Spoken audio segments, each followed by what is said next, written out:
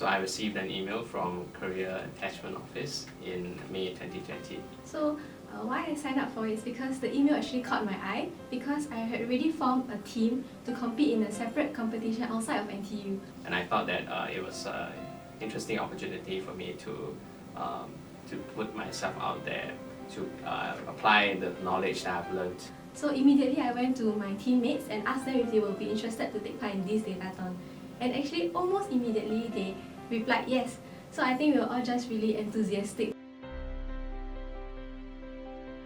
So it was my first time, and then after that competition I joined a few other competitions.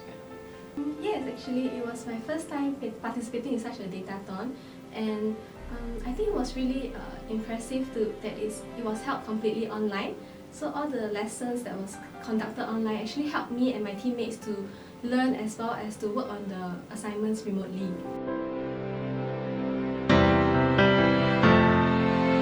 Since junior college, I've always been obsessed with chemistry and organic chemistry, because from the moment I learned organic chemistry, I thought that these concepts came naturally to me, and then I had a knack for it. Prior to this datathon, me and my teammates had little to no experience with data science, although we have heard about it, but we have not taken the actual time to go down to learning more about it.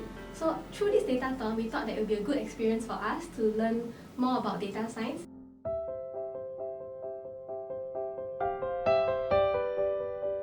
Yeah.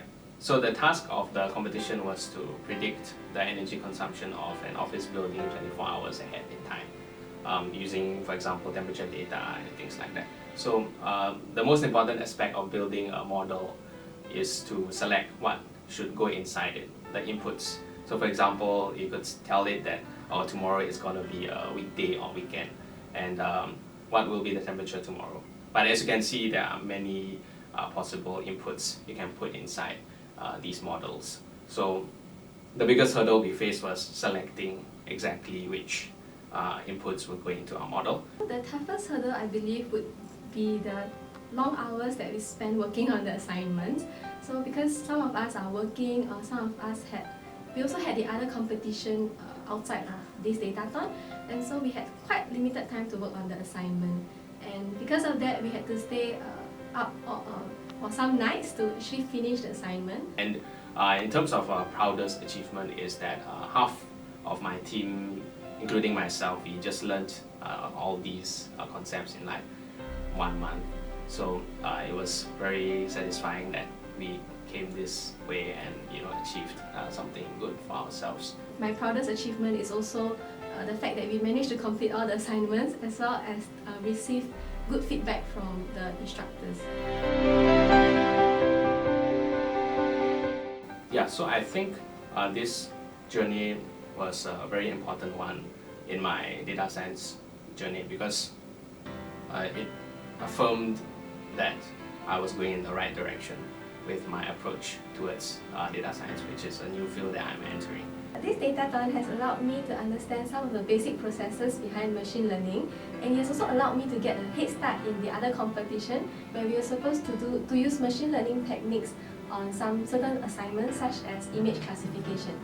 From the beginning of the competition, we had no idea how we would go about doing this, but what we did was we had a very systematic approach where we heavily researched on how other people tackled similar problems in data science, and then we took inspiration from those ideas. And then we also had a very systematic approach in tackling the whole competition. So I think that's what I learned from the journey. After I graduate, I hope to continue working in a similar field, combining machine learning with healthcare, with drug development, chemistry, to improve society.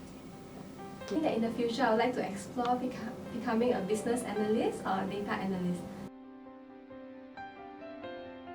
Say, go for it. You never know until you try. So my team and I did not expect that we would get second runner-up in this datathon, especially because we did not have any experience in machine learning at all.